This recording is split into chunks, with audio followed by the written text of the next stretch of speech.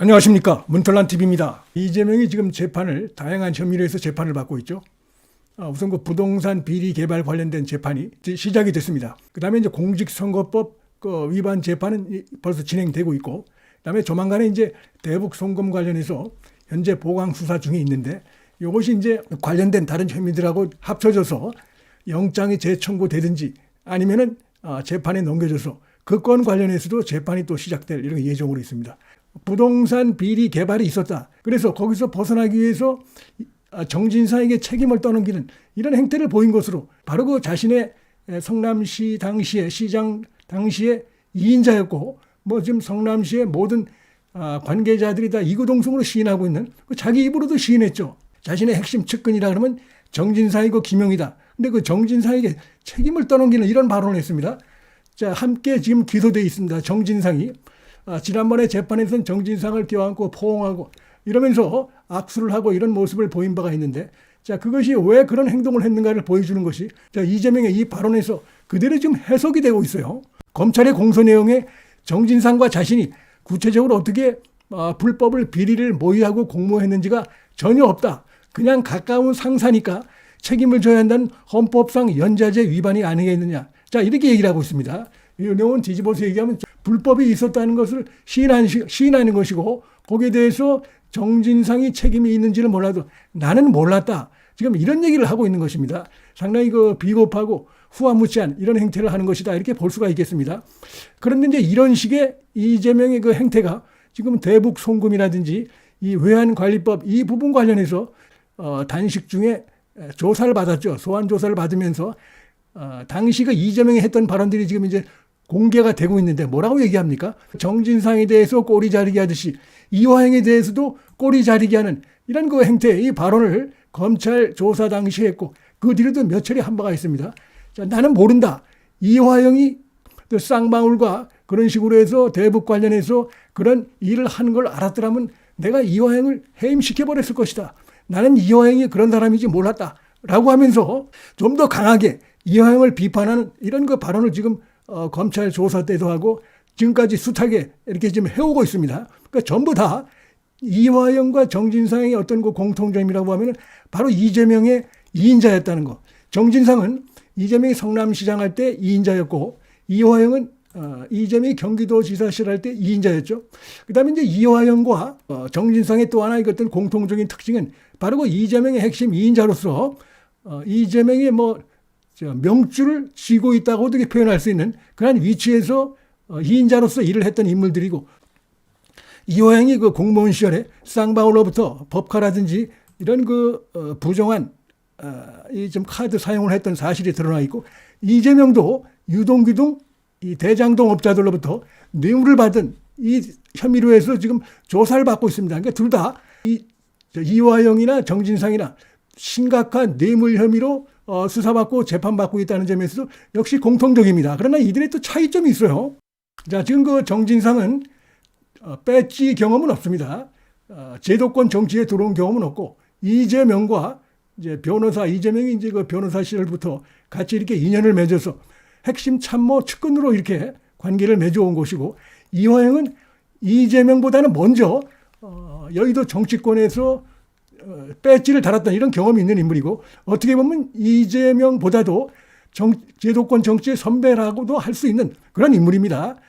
그렇기 때문에 그런 점에서는 큰 차이가 있다고 할 수가 있고, 또 하나 최근에 이 정진상은 검찰 조사 과정이나 지금 그 재판 과정에서 상당히 입을 꾹 다물고 있는 이런 행태를 보이고, 주로 그 자신의 의사를 표현하기보다는 변호인들에게 다 맡긴 이런 그 행태를 하고 있습니다. 그런데 그 내용은 전부 다 이재명에 대해서 철저하게 꼬리 자르는 이런 그 행태를 보이고 있는데, 이화영은 최근에 검찰에 나가서 3차례 입장을 밝힌 바가 있습니다.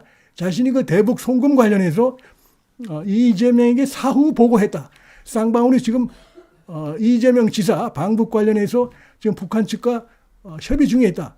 우리 것도 신경을 써주고 있다. 라고 한 그런 부분, 그 다음에 이재명이 거기에 대해서 수고했습니다. 라고 하는 표현 부분들, 이런 것들을 검찰에 나가서 거의 똑같은 내용을 3차례 이렇게 밝힌 부분이 있다는 것이 정진상과 이화영의 큰 차이라고 볼 수가 있고, 이렇게 지금 이화영은 한번 입이 열린 상태다 이렇게 볼 수가 있습니다. 그래서 현재까지 이들이 보인 행태를 볼 때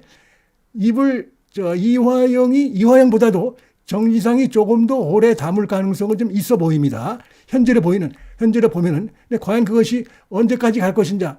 요거는 이제 지켜봐야 되는데, 왜냐하면 그것이 자신들이 예를 들어서 수십 년 감옥에 살 수도 있는 이런 거 도박을 하면서까지 현재 수사와 재판에서 입을 다물 만한 그런 거 필요성, 가치가 있는가? 이거 판단을 하겠죠. 그거의 가장 핵심적인 것은 뭐겠습니까? 과연 이재명이 대권을 잡을 수 있을 것인가? 대통령이 될 수 있을 것인가? 그럴 경우에는 뭐 특별 사면 복권을 해준다든지 이러면 자기들이 나올 수 있지 않겠는가? 이런 거 계산인데, 자, 그런 거 외에는 다른 거는 있을 수 없다고 보는데, 계속해서 이런 이재명과 정진상이 특히 이 백현동 이 개발 관련해서 깊숙이 자신들의 또 다른 측근인 김인섭을 위해서 여러 가지 부당한 지시를 하고 엄청난 특혜를 준 이런 부분들이 검찰의 그동안 수사례에서 잡혀 있고, 그 다음에 이 성남시 공무원들, 당시 그 핵심 공무원들의 증언, 진술 이런 것들이 지금 검찰이 확보를 하고 있고 분명하게 얘기를 하고 있습니다. 요거는 정진상과 이재명이 이렇게 지시를 했다라는 부분들, 그 과정에서 어떤 일이 있었다 이런 걸 다 지금 실토를 하고 있기 때문에 빠져나갈 수 없는 상황이다 이렇게 볼 수가 있고요. 그다음에 이 대북 사업도 보면 말씀드렸듯이 성남시장 때는 자신은 남에게 부하에게 책임을 떠넘기지 않고 100% 책임진다. 이 얘기를 마치 자랑 삼아서 했던 게 바로 이재명이고, 자신의 그 SNS에 그대로 있습니다. 이재명은 SNS에서 발목을 잡힌 조국에 이은 또 다른 인물이다 이렇게 볼 수 있어요. 그가 했던 발언들이 지금 보면 전부 다 자기 자신의 발목을 잡고 있는데, 이제 불법 비리가 드러나니까 방북 추진 대북 사업에 대해서 이화영이 한 일을 내가 알았다면 해임했을 것이다. 나는 이화영이 쌍방울과 그런 관계에 있는 걸 나는 몰랐다. 라면서 불쾌하다는 듯이 이런 표현을 하면서 이화영을 매도하는 이런 행태를 지금 보이고 있습니다.